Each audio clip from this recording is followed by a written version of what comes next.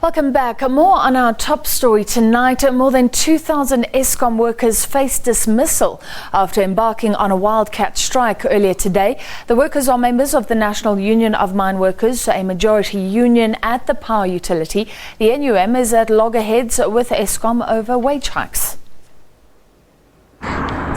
Business as usual at Eskom's Megawatt Park head office in Johannesburg, or so it seems.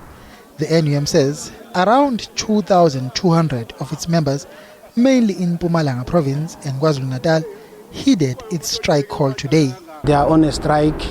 The situation is that it might get worse on Wednesday, where all our regions have indicated an intention to participate.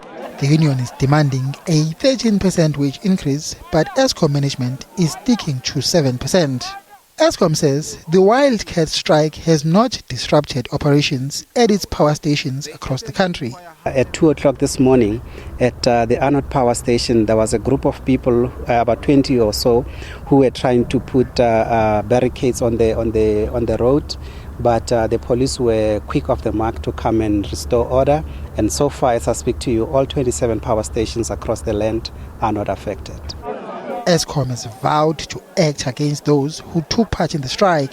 We are just hoping that people who have heeded the call by NUM do realize that one of the harshest measures that can be taken by a company would be to dismiss them. But we will cross that bridge when we get there. So far, our teams are still collating the figures to see as to who is on leave and who is not here. And those who are not here today, they will have to account as to where they were on the specific day. Let us state categorically clear that there will be no dismissals. It is our members that work out of the workplace, which is a wildcat strike. We will defend them with all that we have to make sure that such members are not dismissed. In fact, they are also not disciplined, because according to us, we don't see anything wrong for people who stand up and fight for their rights. Meanwhile, the crippling fuel strike is now in its 12th day and there is still no end in sight.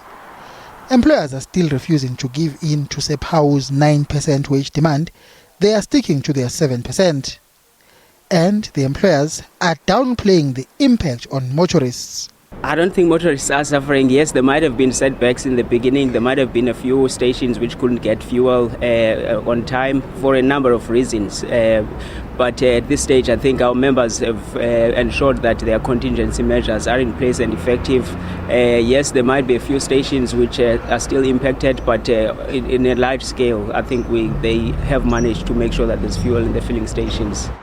No further negotiations are scheduled between the employers and SABC at this stage. Mbongeni Mutua, SABC News.